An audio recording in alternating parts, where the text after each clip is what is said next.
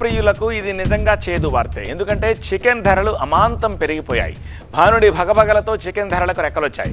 ఏకంగా double century కొట్టేసింది. కడుపు నిండా చికెన్ తినాలి అంటే ఇప్పుడు జేబు కాస్త ఖాళీ చేసుకోవాల్సిన పరిస్థితి. చికెన్ ముక్కలేనిది ముద్ద దిగదు కొందరికి. మెనూలో చికెన్ వంటకం ఉండాల్సిందే. కానీ గత కొద్ది రోజులుగా కొండెక్కి కూర్చున్న చికెన్ ధరలు వినియోగదారులకు చుక్కలు చూపించాయి. ఏపీ, తెలంగాణ రాష్ట్రాల్లో చికెన్ ధరలు భారీగా పెరిగాయి. గత వారం వరకు కిలో చికెన్ రేటు 250 నుంచి 280 రూపాయల మధ్య ఉండగా ఇప్పుడు మరింత పెరిగి కిలో ఏకంగా 300 రూపాయలు పలుకుతోంది. మరో 2 నెలల వరకు ఇదే పరిస్థితి ఉంటుందని వ్యాపారులంటున్నారు. మండుతోన్న ఎండలు, వాతావరణంలో మార్పు కారణంగా కోళ్ల ఉత్పత్తి బాగా తగ్గిపోయిందని, మార్చి, ఏప్రిల్ వరకు ఇదే పరిస్థితి ఉంటుందని అంటున్నారు.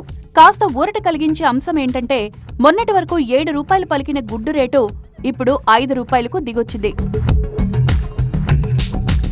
గ్రేటర్ హైదరాబాద్ లో ఫిబ్రవరి 10 వరకు స్కిన్లెస్ చికెన్ ధర కిలో 180 నుంచి 200, లైవ్ కోడి ధర 120 నుంచి 160 దాకా పలికింది.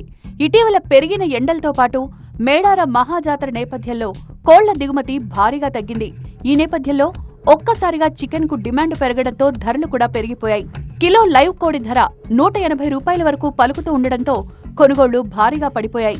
నాటుకోడి ధర 380 నుంచి 450 రూపాయల మధ్య ఉండడంతో చాలా మంది దాని ఊసే ఎత్తడం లేదు.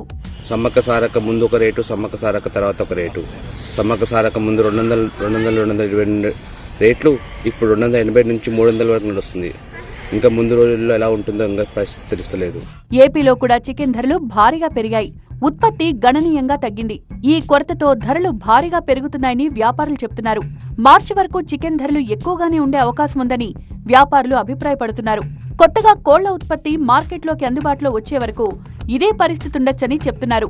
లోకల్లో సరుకు లేదు, దానివల్ల రేట్ పెరిగిందండి. గత వారంలో 220 రూపాయలు ఉండేదండి. 220 ఉండేది 320 అయిందండి. ఎండాకాలంలో పెరిగే అవకాశాలు అండి. 360 దాకా వెళ్ళిద్దండి. 360, 340 దాకా వెళ్ళిద్ది. ఇదిలా ఉంటే కూరగాయల ధరలు కూడా ఆకాశాన్ని అంటుతున్నాయి. దీంతో చాలా మంది ఏదో తిన్నాంలే అన్నట్లుగా అర కేజీ, పావు కేజీతో మమ అనిపించి తమ జిహ్వ చాపల్యాన్ని తీర్చుకుంటున్నారు.